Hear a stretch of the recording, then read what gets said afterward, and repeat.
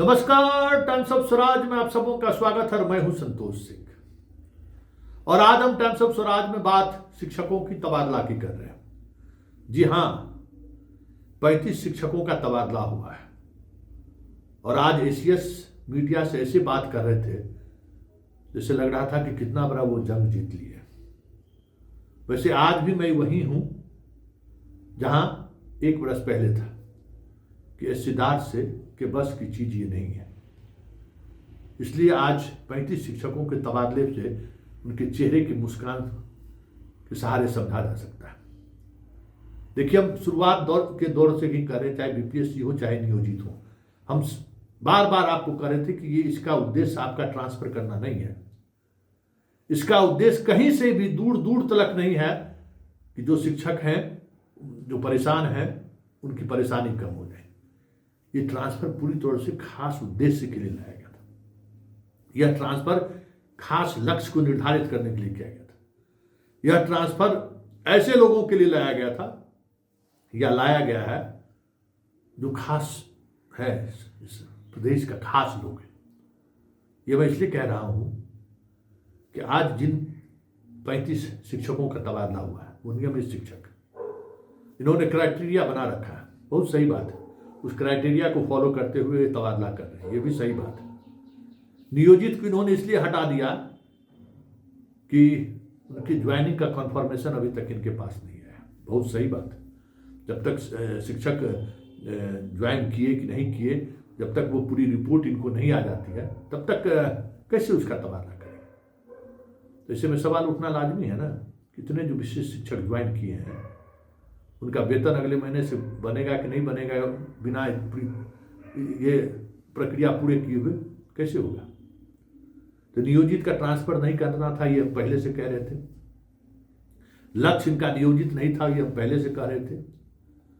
सिर्फ इसलिए नियोजित को ये शामिल कर रहे थे कि नियोजित वाले लोग हल्ला हंगामा नहीं करें, नियोजित वाले लोग सवाल नहीं खड़े करें। याद करिए, डे फर्स्ट से हम कह रहे थे ना कि नियोजित लक्ष्य नहीं है इनका तबादला करना, नियमित भी लक्ष्य नहीं। नियमित में कितना 35 शिक्षक है, देख लीजिए, 47 आवेदन है, 35 शिक्षक है, वो भी नहीं है। बस बीपीएससी टीआरई 1 और टीआरई 2 पर इनका फोकस है। वो भी ये बात जान लीजिए कि जो जिस जिले में है ना, उनका ये तबादला नहीं करेंगे। आप लोग अगर इस भ्रम में आज भी हैं तो भ्रम में रहिए, मुझे कुछ नहीं कहना है। टाइम्स ऑफ यमराज कहते रहिए, हमारे बारे में भला बुरा बोलते रहिए, जो सत्य होगा वो हम बोलते रहेंगे और डंके की चोट पर बोलते रहेंगे कि जो 1,90,000 शिक्षक जो आवेदन किए हैं, उसमें ऐसे शिक्षक जो अपने जिला के अंदर आवेदन किया, उसके आवेदन पर कोई सुनवाई नहीं होगी, ये हम कह देते हैं। ये भेज देगा डीएम के पास। और जिस तरीके से अभी ट्रांसफर हो रहा है ना, और कह रहा है कि सब कुछ मेरी नज़र से हो रहा है, तो सिद्धार्थ जी, आपकी नज़र के ओझल नहीं हो, इसलिए हम रोजाना खबर बनाएंगे, क्योंकि मुझे मालूम है कि लक्ष्य क्या है ट्रांसफर के पीछे और कौन लोग शामिल हैं, ये भी मुझे मालूम है। किसको लाभ पहुंचाने की कोशिश हो रही है, ये भी मुझे मालूम है। ले लीजिए यूपी वाले को, सबको दे दीजिए, जिला में जहां देना है दे दीजिए। अब तो साफ क्लियर हो गया कि ये यूपी वाले हैं, और पटना खाली रखिए। मतलब अब नियोजित शिक्षकों का की वजह से जो वैकेंसी होती, तो अब तो वैकेंसी होगा नहीं। आप ट्रांसफर पोस्टिंग करिएगा कहाँ, शहर में ना। और जो शहर के टीचर हैं उनको शहर में आप दीजिएगा नहीं। आपका नियमावली यही ना कि अब हमारा पटना शहर में घर है तो अब हम अप्लाई नहीं कर सकते, हमें वो परमिशन ही नहीं था आपके इसमें। और जो नियोजित वाले आ सकते थे, उसका आपने रास्ता बंद कर दिया। और ग्रामीण इलाकों में तो सब जगह सब लोग हैं ही, तो फिर पोस्टिंग किसकी होगी, यही सवाल हम कर रहे थे ना। और एक सवाल डंके की चोट पर अभी भी कह रहे हैं कि नियोजित के बाद थोड़ा ये बीपीएससी वाले पर हाथ डाल के देख ले, ठीक है ना। हम डंके की चोट पर कह रहे हैं कि नियोजित के बाद, नियोजित कहते हैं नियमित के बाद, थोड़ा बीपीएससी वाले पर हाथ रख के देख ले, क्योंकि वहाँ जैसे हाथ रखेंगे ना, बहुत सारी तरह की चीज़ें सवाल उठने शुरू हो जाएंगी। नियोजित का अभी तक क्या कहते हैं, ज्वाइनिंग अभी तक सूचना इनके पास नहीं है, लेकिन तमाम बीपीएससी धारियों का डॉक्यूमेंट्स वेरिफिकेशन नहीं हुआ है, इसकी जानकारी आप इनको नहीं है क्या? है जिन लोगों को हटाने के लिए आदेश हो चुका है, हाई कोर्ट के आदेश पर आलोक में हो चुका है हटाने का, जो 60% नहीं है जिन महिलाओं को, उसको भी नहीं हटाया गया है। क्या सिद्धार्थ को पता नहीं है क्या? हाँ, कई तरह के डॉक्यूमेंट्स वेरिफिकेशन में जो लोग पकड़े गए हैं अभी तक उसकी जांच प्रक्रियाएं चल ही रही हैं, अभी तक हटाया नहीं गया है। क्या सिद्धार्थ को ये पता नहीं है? तो फिर इतनी बेचैनी क्यों है TRE 1 और TRE का ट्रांसफ़र करने का? और जब जिला वाले का ट्रांसफ़र नहीं ही होगा, आप कहिए दिए हैं, तो फिर बचा कौन? किसका ट्रांसफ़र करना चाहते हैं आप? कितने ऐसे लोग हैं जिनको आप ट्रांसफ़र करना चाहते हैं? और आज भी हम डंके की चोट पर कहते हैं कि पति पत्नी तक आते आते, एक बात समझ लीजिए, जो है ना क्राइटेरिया वाइज हम कर रहे हैं, कितने दिनों में 35 गो का ट्रांसफ़र हुआ है, समझ जाइए 1,90,000 है। और जनवरी के लास्ट परीक्षा शुरू हो जाएगा, समझ गए। और अभी 2-3 शिक्षक हमको फ़ोन भी किए हैं कि जो 35 का जो ट्रांसफ़र पोस्टिंग हुआ ना, उसमें 3-4 ऐसे स्कूल की चर्चा हुई है जहां उस स्कूल का वैकेंसी को लेकर अभी भी शिक्षक उपापोह की स्थिति में है वहाँ, और ऐसा जगह पोस्टिंग हो गया है कि उससे बढ़िया था कि जहाँ पहले था वही बढ़िया था। अब वो लोग ये कह रहे हैं कि सर देखिए ना, चॉइस क्या दिए, क्या दे दिए हमारी पोस्टिंग। इसलिए जो चीज़ हो रहा है ना, जो चीज़ दिख रहा है, जिस तरीके से दिखाने की कोशिश हो रही है, सच वो नहीं है, सच कुछ और है, जिसको लेकर हम लगातार सवाल खड़े कर रहे हैं कि इस तबादले नीति का उद्देश्य शिक्षकों को राहत पहुंचाना नहीं है।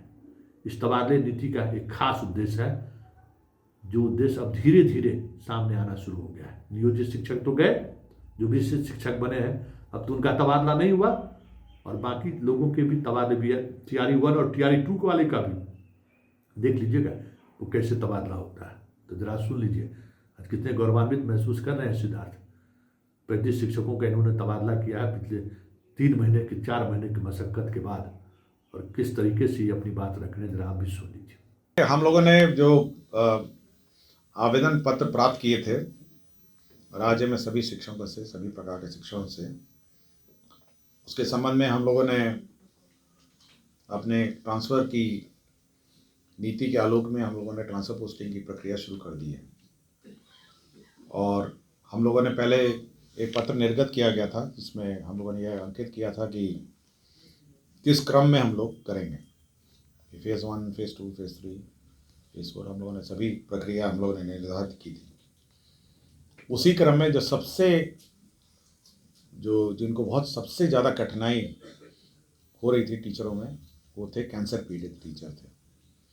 तो हम लोगों ने शुरू किया है कैंसर पीड़ित टीचरों से। और कैंसर पीड़ित टीचरों में भी 3-4 प्रकार के टीचर हैं, जैसा आपको सबको पता है। पहला है जो पुराने टीचर्स थे, जो रेगुलर टीचर्स थे। दूसरे हैं जो BPSC के TRE 1, TRE 2 वाले हैं। तीसरे हैं जो सक्षमता पास हैं, और चौथे हैं जो आपके नियोजित हैं।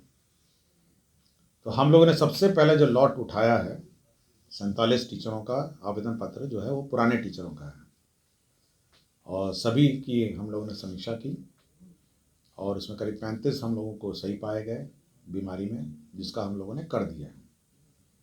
और बाकी जो बच गए हैं 47 में से 35 के, वो नॉर्मल आवेदन पत्र ट्रांसफ़र के रूप में उसको लिए जाएंगे। कुछ तो 2 आवेदन पत्र थे जो बिल्कुल कुछ खाली थे, उन्होंने कुछ लिखा भी नहीं था। तो इसी क्रम में हम लोग सभी का ट्रांसफ़र पोस्टिंग करेंगे। अब अगला लॉट हम लोगों का जो टेकअप आज होगा, वो हम लोग का जो TRE 1, TRE 2 BPSC वाले हैं उनको टेकअप करेंगे।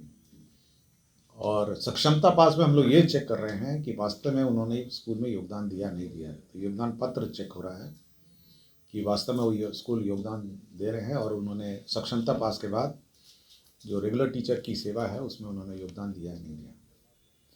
तो सबका क्रमानुसार हो रहा है। इसलिए मैं सभी टीचरों से अनुरोध करता हूँ कि ज़्यादा इसमें टेंशन नहीं लीजिए।